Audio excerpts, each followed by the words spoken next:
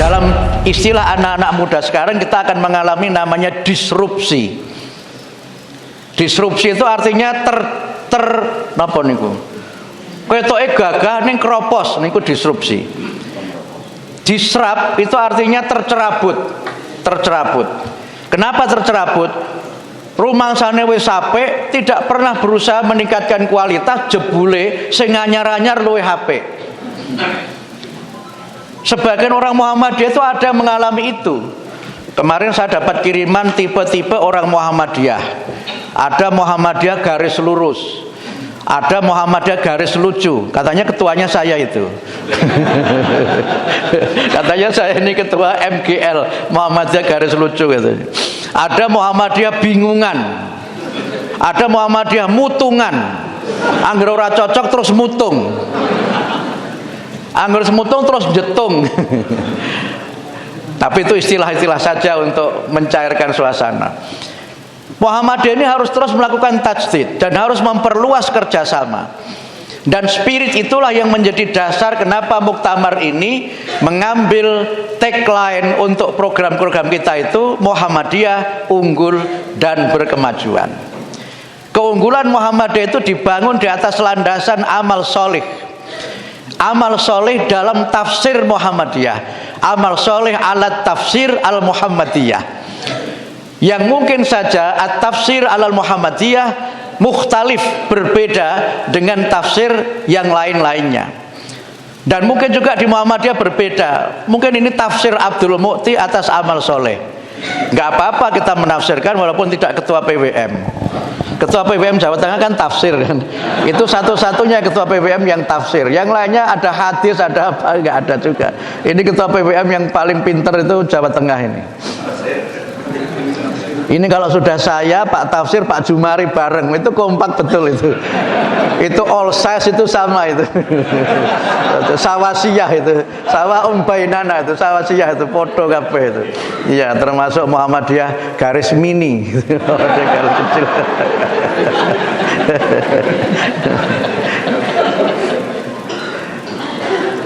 Muhammadiyah itu kan kalau kita baca di bukunya Pak Profesor Zainuri, Ideologi Kaum Reformis, itu ada 3 ideologi dasar Muhammadiyah yang menjadi kunci kemajuan Muhammadiyah itu. Yang pertama itu adalah albir, ajaran mengenai albir, itu kan di dalam Al-Quran disebutkan itu, dan itu yang menjadi tagline-nya Nasihatul Aisyah. Kalau pidato NA itu kan penutupnya albirru manittaqo itu. Kemudian kalau IPM kan nun wal kolami wa ma yasturuna. Kalau pemuda Muhammadiyah saya apal fastabiqul khairat, itu apal saya. Nah, kemudian yang kedua itu amal solih. Yang ketiga fastabiqul khairat. Nah, 3 ini menunjukkan bagaimana Muhammadiyah harus senantiasa berbuat baik. Bahkan dijelaskan kaitannya dengan bir itu, kebaikan itu. Kalau kita sudah memberikan sesuatu yang kita cintai kepada orang lain, lan tanalul birra hatta tunfiqu mimma tuhibbun. Kamu tidak akan sampai kepada kebajikan yang sempurna sampai kamu tuh ikhlas memberikan sesuatu yang kamu masih senang dengan sesuatu itu kepada orang lain yang membutuhkan. Atau di dalam Al-Quran disebutkan laisal birra antuwallu wujuhakum qibalal masyriqi wal maghrib. Kebaikan itu tidaklah kamu menghadapkan wajahmu ke timur atau ke barat, tetapi kebaikan itu adalah kamu beriman kepada Allah sampai seterusnya ila akhiril ayah itu. Karena itu maka Muhammadiyah senantiasa dengan spirit albir itu berbuat yang terbaik, memberikan yang terbaik. Kemudian yang kedua adalah amal solih. Ini sebenarnya terdiri dari 2 lafadz, amal dan solih. Di dalam Al-Quran amal itu hampir selalu dikaitkan dengan amal solih, dan hampir sebagian besarnya disebutkan dalam bentuk jamak. Dan kemudian dimulai dengan amanu, sehingga alladzina amanu wa amilus solihat. Sering diterjemahkan dengan orang-orang yang beriman dan beramal soleh. Tapi saya sering menerjemahkan ayat ini dengan pendekatan sosiologis, yaitu bangsa-bangsa yang beriman dan beramal soleh. Karena bangsa itu kan himpunan dari suatu, kalau individu, kemudian masyarakat, kemudian bangsa. Alladzina amanu itu bisa berarti bangsa-bangsa yang beriman dan beramal soleh. Di dalam Al-Quran paling tidak ada 5 istilah yang menunjukkan perbuatan atau pekerjaan manusia. Yang pertama itu adalah amala, yang artinya berbuat, dan itu yang paling banyak. Yang kedua itu kasaba, yang artinya juga bekerja, laha ma kasabat wa 'alaiha maktasabat. Yang ketiga itu fa'ala, bahkan fa'ala dikaitkan dengan memberikan zakat, walladzina hum lizzakati fa'ilun misalnya. Kemudian yang keempat itu sa'a, yang artinya juga bekerja, wa an laisa lil insani illa ma sa'a wa anna sa'yahu saufa yura. Yang kelima itu sona'a, yang sona'a itu juga artinya bekerja. Sering kalau dalam istilah bahasa Inggris sona'a itu diartikan sebagai industrious, orang yang rajin bekerja itu industrious. Makanya pabrik, bahasa Arabnya kan masna, pabrik-pabrik itu industries, karena isinya pabrik itu kan yang orang yang rajin bekerja. Nggak ada orang di pabrik tidur, itu nggak ada, kerja. Orang kerja di pabrik kadang-kadang disebut sebagai ummal, itu pekerja yang memang sampai berpeluh, sampai berkeringat. Makanya mungkin kata-kata kumal itu dari bahasa Arab ummal, itu kira-kira mungkin itu. Tapi ini saya kira otak-atik gadok saja. Sehingga di dalam Islam orang itu harus produktif, orang itu harus bekerja, orang harus beramal, orang harus berbuat. Tetapi amal itu harus amal yang solih. Di dalam Quran ada satu ayat yang disebutkan innahu amalun ghairu solih, tetapi yang lainnya itu amalus solihat. Yang as-solihat itu bentuk jamak taksir. Artinya apa? Kebaikan-kebaikan itu jumlahnya tidak terbatas. Orang bisa berbuat kebaikan dalam bentuk yang sangat beragam, indefinite dalam istilah Inggrisnya itu. Bentuk-bentuk kebaikan itu tidak ditentukan. Kamu bisa melakukan kebaikan apa saja, asalkan kamu niatkan karena Allah dan sesuai dengan tuntunan Allah untuk mendapatkan ridho Allah. Itulah amal yang soleh. Tapi dalam konteks sebagai gerakan pembaharuan, amal soleh itu mengandung 4 dimensi. Saya sudah harus selesai jam 7 tadi kata Mas Eko, sekarang jam 7 kurang 10. Jangan ada lonceng, nanti biarin saja saya berhenti sendiri. Mudah-mudahan jamnya benar itu. Karena kadang ada jam yang dimajukan, itu jam pulang kantor. Itu dimajukan. Loh, jamnya wis teko itu, padahal dimajukan jamnya itu. Saya kira benar, saya harus cross check dengan HP saya ini. Benar ya Mas Jumari, 0652 betul ya. Amal soleh itu ada 4 dimensi. Yang pertama adalah solihun niat. Kita ini beramal soleh, berbuat baik itu niat karena Allah. Mukhlisina lahuddin. Ikhlas itu artinya berbuat yang kita tuh rela tidak disebut, bahkan rela tidak diketahui orang. Kholasa itu artinya murni, tulus. Sehingga di Quran disebutkan susu itu laban yang kholison sa'ighul lisyaribin, yang mudah diminum bagi siapa saja. Minum susu itu yang ompong juga bisa, yang giginya genep juga bisa. Kalau Mas Jumari tadi malam saya diajak makan enak, ternyata nggak berani makan ikan goreng, Pak.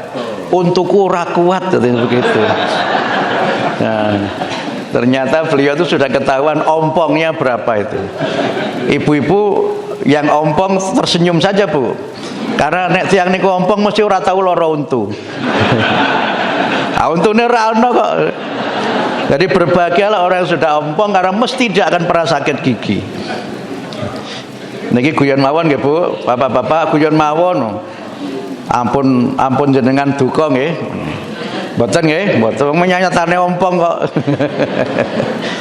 Harus sholihun niyah, mukhlisina lahuddin. Karena itu di Quran itu ada surat Al-Ikhlas. Biasanya nama-nama surat itu kan diambil dari kisah atau diambil dari lafadz yang ada di surat itu. Surat Al-Baqarah itu ada cerita tentang penyembelihan sapi. Surat An-Nisa itu juga cerita tentang perempuan dari keluarganya Pak Imran. Ada Ali Imran, itu keluarganya Pak Imran. Al-Maidah ada cerita tentang hidangan dan seterusnya. Jadi saya menemukan hanya ada 2 surat yang di situ namanya tidak ada di dalam ayat di dalam surat itu. Yang pertama adalah Al-Fatihah. Itu tidak ada, itu lafaz Al-Fatihah di situ tidak ada. Mulai dari Bismillah sampai waladhdallin itu tidak ada Al-Fatihahnya. Kemudian yang kedua adalah Al-Ikhlas yang sering disebut dengan surat Kulhu itu. Bapak ibu-ibu lebih hafal mocone apa? Kulhu. Malah di sebagian tempat itu saya punya seorang kawan yang selama Covid kemarin itu karena nggak bisa kemana-mana, terus diminta isi istrinya dan anak-anaknya untuk jadi imam di rumah. Karena dia hafalannya terbatas, maka bacanya kulhu saja. Sehingga dia sebut oleh anak-anaknya dan istrinya itu, bapak ini imam kulhu katanya. Waktu Idul Fitri dia juga sholat di rumah, nggak pernah khutbah, minta dibuatkan khutbah Idul Fitri. Tak bikinkan, itu gembrobios katanya. Dia bilang ternyata berat juga ya jadi khotib itu ya Mas Mukti. Makanya kalau ngasih honor khotib itu yang banyak gitu. Oh, kadang-kadang orang itu nggak fair. Khotib itu honornya seikhlasnya gitu kadang. Kadang-kadang teman-teman itu bercanda gitu. Masa Covid itu kan kemarin kan teman-teman kan khotib-khotib ini kan nggak pada ngisi. Itu ada sebagian yang mulai itu cari pembiayaan sana sini gitu. Nah begitu ngisi sekali itu di salah satu BUMN ditulisi khutbah maksimal 10 menit. Wah dia mikir udah 10 menit jangan-jangan nanti amplopnya beda. Begitu selesai 10 menit amplopnya dibuka ternyata isinya sama saja. Ada bilang apa? Khutbah maksimal 10 menit, panjang pendek isi amplop sama saja. Makanya saya nggak lama-lama karena panjang pendek mesti amplopnya sama. Yen diwenehi, yen ora saya nanti malah ngasih ke panitia. Sampai mana tadi? Sampai lupa saya. Nah, karena itu kalau orang ikhlas itu jangan pengen terkenal. Jangan pengen disebut-sebut, nggak disebut nggak apa-apa. Karena kita mengharapkan ridho Allah, limardhatillah. Dan inilah yang menurut saya menjadi pintu pertama kenapa kita ini menjadi orang yang berbahagia ketika kita ini beramal. Karena kalau orang-orang itu beramal karena pengen dicatat orang, pengen terkenal, pengen jadi caleg, gelo nanti ujung-ujungnya itu. Tapi kalau ikhlas karena Allah, kita akan melaksanakannya dengan gembira. Karena ada atau tidak ada orang, kita akan tetap berbuat baik. Yang kedua, kaifiyahnya harus sholih. Orang beramal, orang beribadah itu harus benar, kaifiyahnya harus benar. Kalau kaitannya dengan ibadah, maka harus sesuai dengan sunnah Nabi. Ibadah itu tidak boleh ngarang, nggak boleh nambah-nambah, nggak boleh ngurangi. Harus sesuai dengan ketentuan. Kalau dikaitkan dengan orang bekerja, maka amal soleh itu artinya kerja itu harus profesional. Kalau kerja tidak profesional, yang terjadi adalah malpraktek. Sehingga kita ini diberikan tuntunan oleh agama untuk menjadi orang yang profesional, orang yang kompeten dalam bidang-bidang kita masing-masing. Saya ini dosen. Kalau disuruh mengobati pasien tidak bisa, paling tak dongak ketok. Sakitnya apa nggak ngerti karena saya dokter bukan dokter. Orang punya kemampuan masing-masing. Saya ini profesor, tapi jangan suruh ngajar TK, Melayu kabeh muridnya nanti. Saya tidak bisa suruh nyanyi bebek adus sekali terus nyontohkan bagaimana bebek, itu nggak bisa saya. Ibu-ibu yang punya bidang itu. Sehingga kita itu harus menjadi orang yang profesional. Sehingga Muhammadiyah itu kalau kerja itu nggak boleh setengah-setengah, nggak boleh kerja asal-asalan, harus wholeheartedly, harus sepenuh hati, tidak boleh asal-asalan. Kemudian yang ketiga, amal-amal itu harus amal yang maslahat, amal yang bermanfaat untuk kita dan bermanfaat untuk orang yang lainnya. Muhammadiyah ketika mendirikan amal usaha itu kan tidak untuk Muhammadiyah sendiri, malah kadang-kadang saya Muhammadiyah ora dirumati. Saya sering dapat kritik, saya ini pengurus Muhammadiyah, anak saya mau kuliah di Muhammadiyah enggak diterima, sing ora Muhammadiyah malah ditompo. Ada juga yang protes begitu. Saya ini pendiri Muhammadiyah, berobat di rumah sakit Muhammadiyah kon bayar.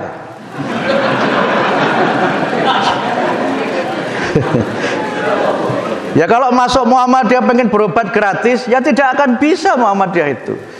Karena kebahagiaan orang Muhammadiyah itu kan ketika memberi, bukan ketika meminta. Sehingga saya tuh sering dipeseni istri saya, Pak, kalau berobat jangan ke rumah sakit PKU Pak, ke UIN saja gitu. Selain dekat rumah, saya bayar kalau ke UIN. Kalau Muhammadiyah mesti saya tuh tidak bayar. Kalau bayar malah dikembalikan.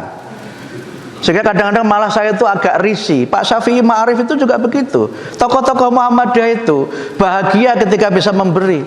Anak saya kuliah di Muhammadiyah, yo bayar. Sekolah di Muhammadiyah juga bayar. Bahkan untuk daftar itu supaya orang konangan, jangan saya yang daftar. Istri saya yang daftar supaya nggak konangan. Kalau tahu saya mesti langsung diterima itu. Karena takut juga nggak terima itu. Sehingga ketika anak saya diterima di Mu'alimat itu, anak saya kemudian setengah protes, Pak, saya diterima ini bukan karena Mu'alimat tahu kalau saya anak bapak kan gitu. Dia pengen menunjukkan bahwa saya adalah saya, bukan anaknya Pak Mukti. Dia pengen begitu. Dan ketika anak saya nakal juga saya minta hukum saja anak saya itu, jangan dilihat saya, lihat dia sebagai murid yang nakal itu. Sehingga anak saya itu banyak catatan nakalnya di sekolah itu. Dan ketika guru itu menghukum, nggak takut karena saya nggak akan intervensi. Karena problemnya seringkali kalau anak tokoh sekolah di Muhammadiyah terus gurunya tidak berani menindak, itu yang bikin kerusakan di sekolah itu. Itu. Kan Muhammadiyah itu kan harus begitu. Sehingga anak saya dihukum itu bolak-balik, terkenal itu. Tapi kalau anak saya dihukum saya ketawa aja, gua dulu lebih berat dari itu. Jadi kamu masih lebih tertib daripada bapakmu dulu, saya bilang begitu. Kan ciri-ciri orang pintar itu kan nakal. Ini kata guru saya, Bu. Jadi guru saya itu di MI itu apal, Mukti itu punya 4 ciri. 1 kecil, mesti paling cilik sekelas itu. Yang kedua itu nakal. Yang ketiga itu pinter. Yang keempat itu lucu. Makanya guru saya itu apal saya semua itu. Kalau ada baris berbaris saya mesti paling pinggir karena paling cendek itu ning ngarep itu. Apal saya itu. Kalau lomba-lomba cerdas cermat saya mesti ikut, tapi kalau lomba voli nggak pernah. Tapi yo karo nete wis sak ngisore gitu. Voli apa gitu. Ambok nete didunke tetep ra iso semes itu. Iya. Ini tadi kok sampai cerita begini apa tadi itu? Nah, harus maslahat tadi itu. Karena itu di Muhammadiyah itu yang berobat semua dilayani. Bahkan yang sekolah di Muhammadiyah itu tidak hanya yang beragama Islam. Di banyak sekolah Muhammadiyah itu muridnya itu banyak yang Kristen, banyak yang Katolik. Di Banyuwangi itu banyak yang Hindu. Banyuwangi sebagiannya itu kan orang-orang Hindu, itu sekolahnya di Muhammadiyah. Di Papua itu 80% muridnya itu Kristen dan Katolik. Itu. Penelitian saya itu di ND Nusa Tenggara Timur. Saya neliti di SMA Muhammadiyah. Itu 70% muridnya itu Katolik. Kemudian saya penelitian di Serui Yapen Warupen di Papua itu juga sama. SMK Muhammadiyah itu 85-90% muridnya itu juga Kristen dan Katolik. Bahkan gurunya itu ada yang Katolik dan kemarin berangkat di muktamar. Dia setiap muktamar itu berangkat. Guru Kristen ini setiap muktamar berangkat, Pak. Itu yang disebut sebagai Kristen Muhammadiyah itu. Jadi dia ini Kristen, Pak, tetapi kalau penerimaan murid baru itu masuk ke kampung-kampung orang asli Papua supaya sekolah di Muhammadiyah. Itu. Jadi waktu muktamar di Jogja 2010 itu dia berangkat. Kemudian muktamar Makassar berangkat. Kemarin di Solo saya ketemu dia lagi. Masih setia dia belajar di Muhammadiyah itu.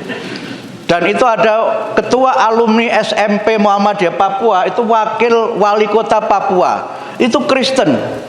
Dan itu semangat itu. Waktu acara itu malah dia yang meminta supaya mimpin doa acara di Muhammadiyah. Kristen tapi ndonga Arab, itu karena sekolahnya di Muhammadiyah. Nggak tahu kalau begini diterima apa enggak, saya nggak tahu. Nggak tahu itu. Jadi menarik itu. Kita punya di mana Maumere itu sekolah Muhammadiyah, STK Muhammadiyah juga yang wakaf, yang memberikan tanah itu orang Katolik. Di beberapa tempat banyak amal usaha Muhammadiyah yang wakaf itu warga NU.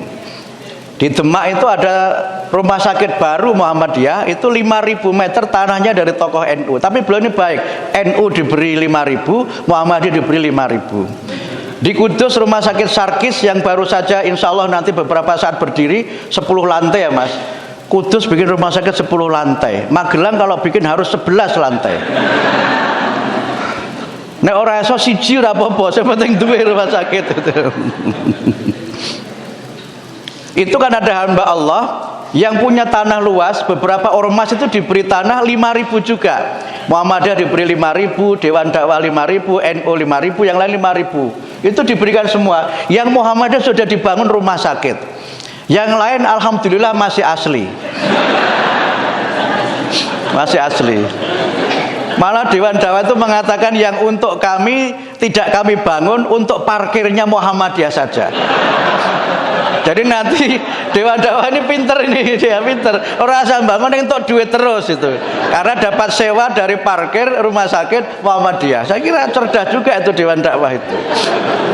Sebab kira-kira gawe rumah sakit ya mungkin ya tidak di situ tempatnya, mungkin planningnya begitu kan kira-kira. Jadi alhamdulillah terbuka, sehingga karena kita ini terbuka, amal-amal itu maslahat, maka siapapun insya Allah akan bisa bekerja sama dengan Muhammadiyah. Tapi kuncinya yang keempat, amal soleh itu ada dimensi namanya islah. Harus ada pembaharuannya, harus ada peningkatannya. TK ini sudah yang terbaik, tetapi harus dicari apa unggulnya dari TK ini. Kalau hanya menjadi TK yang rata-rata, TK yang sama dengan yang lain. Ada sebuah artikel yang pernah saya baca, itu banyak sekolah yang mati, sekolah yang tutup, itu karena dia mengalami namanya tragedy of the common. Tragedy of the common itu menceritakan banyak sekolah-sekolah yang tutup karena dia itu sama saja dengan yang lain. Kalau Muhammadiyah ini sama dengan negeri, mal farqu baina Muhammadiyah wal madarisil akhor. Apa bedanya dengan yang lain? Kalau sudah sama saja, ya mending ke negeri sing orang bayar. Kalau sudah sama saja, maka orang tidak ke Muhammadiyah, karena tidak ada keunggulannya, tidak ada keunikannya. Sehingga kita harus mencari apa yang belum diberikan oleh yang lain. Belum diberikan itu tidak berarti yang kita berikan itu harus serba mahal, enggak juga. Tapi kita mengisi, misalnya, oh yang ini belum ada, kita isi yang itu. Dan itulah yang menjadi kunci untuk kita itu bisa unggul berkemajuan. Sehingga untuk itu maka kita harus banyak belajar. Jangan malu untuk belajar kepada yang lain yang lebih maju. Jangan malu untuk meniru, melakukan imitasi atas hal yang baik. Tapi kemudian jangan imitasi 100%, tapi harus kemudian imitation with innovation. Kita tiru, tapi kemudian kita perbaiki sedikit. Dan inilah yang saya kira menjadi kuncinya. Sehingga sekali lagi orang Muhammadiyah itu harus open mind, harus berpikiran terbuka, karena itulah ciri orang yang maju. Sehingga dengan itu maka setelah muktamar kita semuanya punya semangat baru. Kalau muktamar berjalan dengan baik, insya Allah nanti Muswil Jawa Tengah juga berjalan dengan baik. Setelah muktamar pekan ini sudah ada 5 muswil. Yang pertama itu Muswil Muhammadiyah Aisyah Sumatera Selatan. Kemudian pekan yang lalu ada Muswil Sumatera Barat, Muswil Kalimantan Timur, Muswil Jawa Timur. Yang baru saja selesai itu Muswil Papua Barat. Dan bahkan Papua Barat ini ditandai dengan juga Muswil Papua Barat Daya. Ini provinsi baru di Papua. Muhammadiyahnya sudah terbentuk. Memang ini agak nekat karena Muhammadiyahnya belum dapat SKPP, tapi mereka sudah membentuk wilayah dulu. Jadi SK-nya nanti kodok saja. Enggak apa-apa juga orang mau berbuat baik, masa kita larang gitu kan? Kan provinsinya sudah ada. Dan itu alhamdulillah semuanya berjalan dengan baik. Mudah-mudahan nanti juga Musda juga berjalan dengan baik, Muscap, Musran juga berjalan dengan baik. Tapi itu semuanya adalah awal untuk kita berbuat lebih baik. Saya kira itu yang saya sampaikan, Pak. Sudah jam 7:10 dan kaki saya juga menunjukkan sinyal saya sudah harus berhenti. Dan masih ada agenda yang berikutnya di tempat lain. Mudah-mudahan kita semuanya senantiasa tetap bersemangat untuk berkhidmat beramal soleh melalui Persyarikatan Muhammadiyah dan Aisyah, dan Tanfid Muhammadiyah, Muktamar Muhammadiyah itu banyak di-share di WA grup. Jadi sudah kita share kemana-mana sehingga Bapak Ibu bisa mempelajari dan membaca sendiri. Bahkan kalau ingin mencetak juga silahkan mencetak untuk kepentingan kita bersama-sama. Saya kira demikian dapat kami sampaikan. Mudah-mudahan kalau saya kesini lagi, gedung yang sebelah sudah lantai 2 juga. Amin, amin. Amin. Nanti minta Pak Lurah lagi. Pak Yai nembe sepindah nggih. Sudah 2 sumpun berapa? 3. Oh, kalau lurah kan boleh 4 kali. Yang tidak boleh 3 kali itu presiden, itu nggak boleh. Dan termasuk keputusan muktamar itu Muhammadiyah konsisten presiden itu 2 periode. Kalau ada yang mau presiden 3 periode itu berbeda dengan Muhammadiyah. Juga tidak ada perpanjangan, yang boleh perpanjangan hanya pertandingan sepak bola saja. Terutama Argentina melawan Prancis. Walaupun saya kecewa karena Prancis kalah. Ternyata saya dengan Pak Haidar itu jagonya sama. Pak Haidar jam 11 malam WA saya, kayaknya jagonya Mas Sekum kalah gitu. Padahal beliau bilang juga sebenarnya karena waktu itu sudah kalah 2-0. Babak pertama 2-0. Babak kedua 2-2. Yang nyetak dua-duanya Mbappe itu. Diperpanjang kalah 3-2. Mbappe nyetak lagi 3 sama. Penalti, wah saya sudah pesimis. Iki kok sing nyetseng dadi algojo kok cah cilik-cilik mesti kalah. Ternyata betul. Cah cilik-cilik tenan itu. Tapi alhamdulillah pemenangnya tetap Prancis. Karena apa? Messi dan Mbappe dua-duanya pemain PSG. Nah, jadi yang menang itu adalah Prancis juga, khususnya PSG. Ini cara-caranya wong gelo wae menghibur diri. Nah, mudah-mudahan nanti yang tampil di Piala Dunia PSSI. Ya kapan-kapan lah, mudah-mudahan ada gitu kan, kapan-kapan gitu. Saya kira demikian Bapak Ibu sekalian, mudah-mudahan bermanfaat. Mohon maaf ada kekurangan, kekhilafan dan tutur kata yang tidak berkenan.